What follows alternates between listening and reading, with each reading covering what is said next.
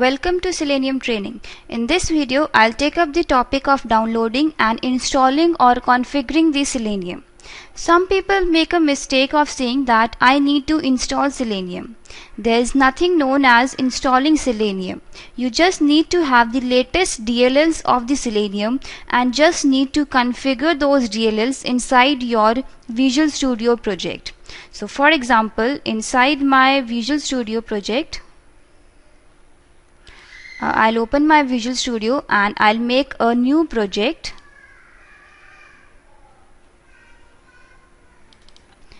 Known as WebDriver project.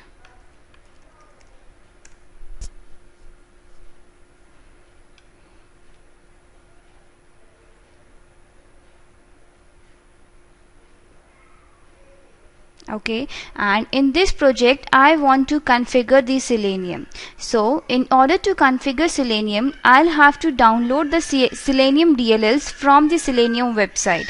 That is, we go to the official website of Selenium, that is seleniumhq.org, and from here you can download the C# client version. The latest version right now is 2.53.0. So you can download it by clicking on this download link, and the API docs over here represents the documentation for the C#. When you click on this download link, the zip file will get downloaded for the Selenium.NET DLLs.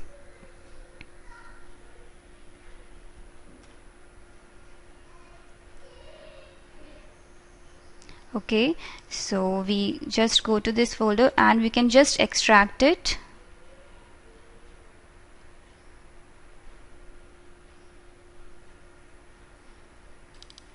So here you go. So these are the DLLs that you need to include in your project in order to configure the Selenium.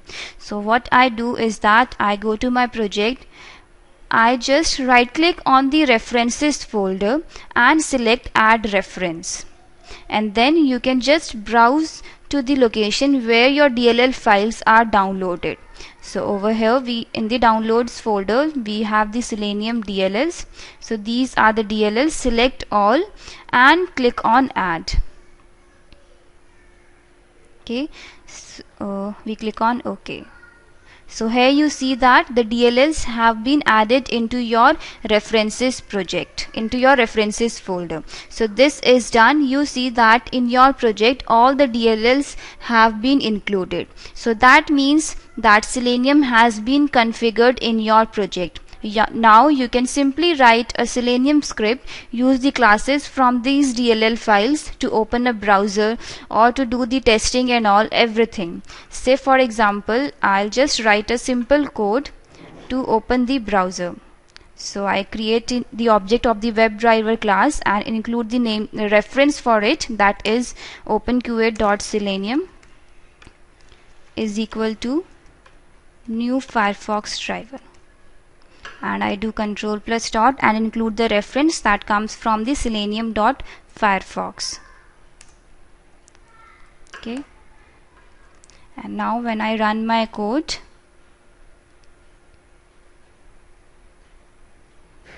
a blank Firefox browser will open up in front of you.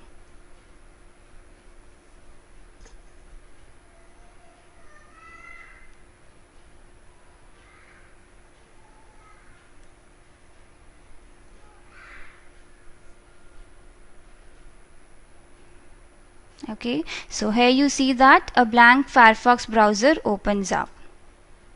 Alright, so this is how you can just configure the Selenium DLLs inside your Visual Studio project.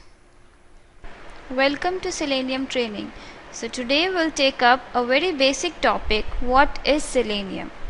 To understand what is Selenium, we'll go to the official website of Selenium, that is seleniumhq.org, and over here the first line, it says that Selenium automates browsers. That means it is an automation testing tool that is basically for automating the web-based application in various browsers.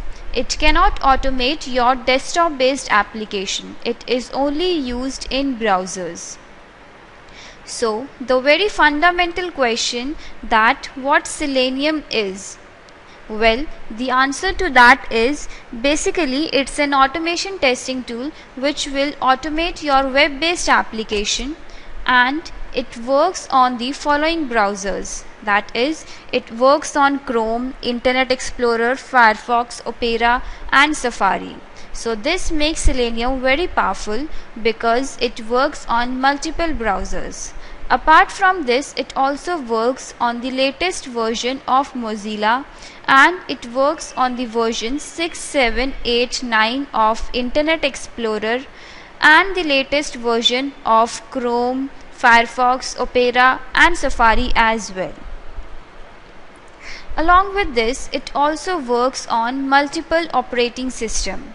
That is, you can make Selenium work on Windows, or you can make it work on Mac, or you can make it work on Linux or Unix based system, and many more operating systems. So this makes it a very powerful tool, and that's why the demand of Selenium is increasing day by day, because it works on multiple browsers and multiple operating systems. Now, if you have to use this tool, you will have to write the code in some language. For example, you can write the Selenium code in C#, you can write it in Java, Ruby, Python, Perl or PHP. So these are the 6 languages which Selenium supports. Now it is not necessary, just make a note over here that it's not necessary that if your application under test is made in PHP, then you have to write your Selenium code in PHP. Many people have this myth that if my application is made in Java, then I will have to write the Selenium code in Java. No, it is independent of the application under test. If I make my website in C#, I can write my Selenium code in PHP as well. So it is independent of the language in which the website is made. Fine. So we have seen that Selenium, as I told you, it supports multiple browsers and multiple operating systems, and it can work with multiple languages as well. So now coming over to the components of Selenium. What are the components of Selenium and how it actually evolved?